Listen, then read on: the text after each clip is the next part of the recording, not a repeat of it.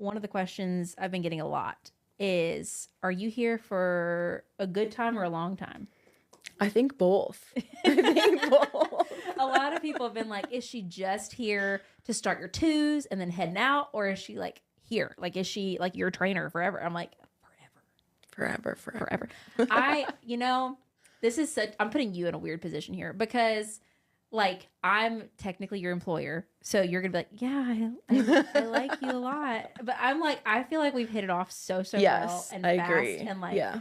It's just that like I felt such an ease. I feel like my horses are just like really well taken care of in your hands. And I feel like you've taken a weight off of me being able to like get back into riding and not have to worry about the like hard part. And I say that is that I've always loved the hard part. Yes. I've always loved the like daily riding and the every piece of it. And I used to ride like 4 to 6 horses a day.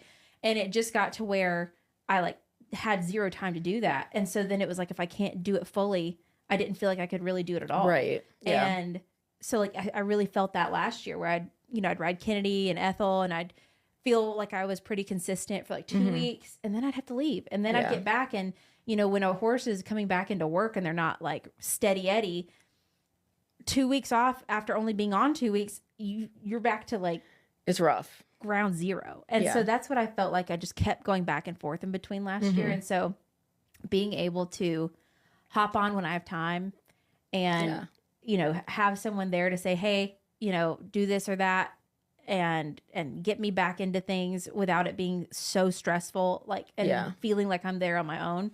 It's been very, very nice. But I've learned a lot already and it's only been a few weeks. And so that's kind of the purpose here. I don't think I've really talked about it in this sit down, but the purpose of Stephanie being here and us having a trainer on site is a multitude of reasons. So one, it's starting the 2-year-olds at home.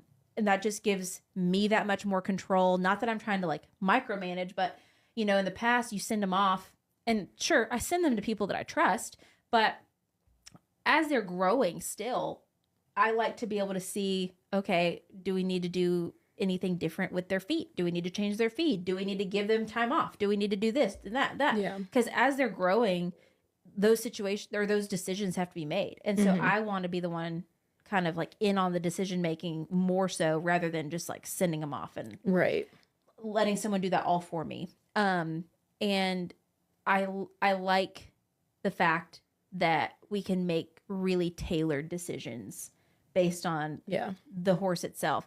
And not to say that wasn't happening, but I also can't justify sending 6 horses or having 8 horses in training in different spots and paying full board and full training, whatever. It's like, it is absolutely an economical decision to have someone here. It makes a lot of sense if you're going to be keeping a handful of babies every year. Like you're already feeding, you're already boarding them. Right. It made so much sense monetarily to have someone here. And that was actually a really big portion of it. It's like, hey, when do we decide to not full board, full feed, full, I'm using my farriers and all that good stuff. And your vets and everything. And that's huge. You have a good relationship with your vet and that just makes decisions easier.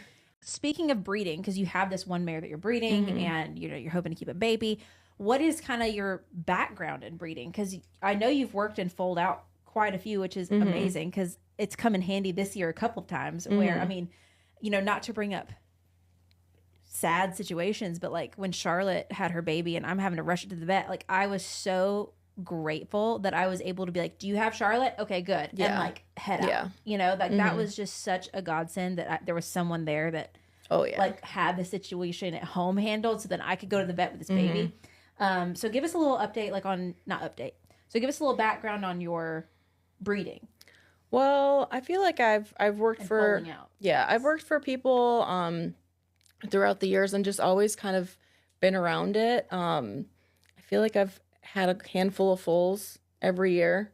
Mares to foal out. I foaled out for other people, my own, some Arabs, a lot of Appaloosas, a lot of quarters.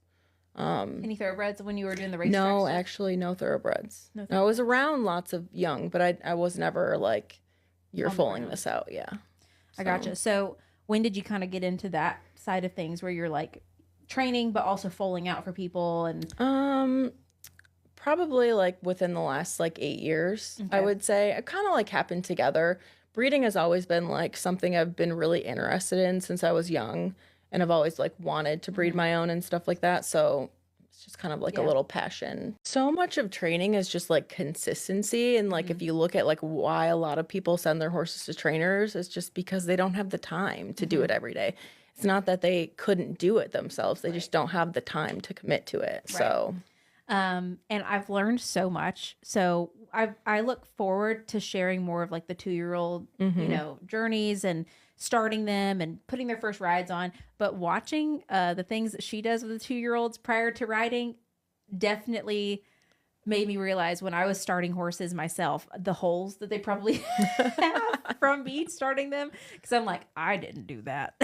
I'm like, I just threw a saddle on one day when I felt like there's so many different ways to do everything though. Like you could go and look at how somebody else starts a 2 and it's like completely different. Yeah. But you go like, oh, that's cool, you know? Like, mind you, this is like Annie's 11. So the last I started one and I did a lot more with the second one than I did with the first one. I've only started like 2 in the last 10 years.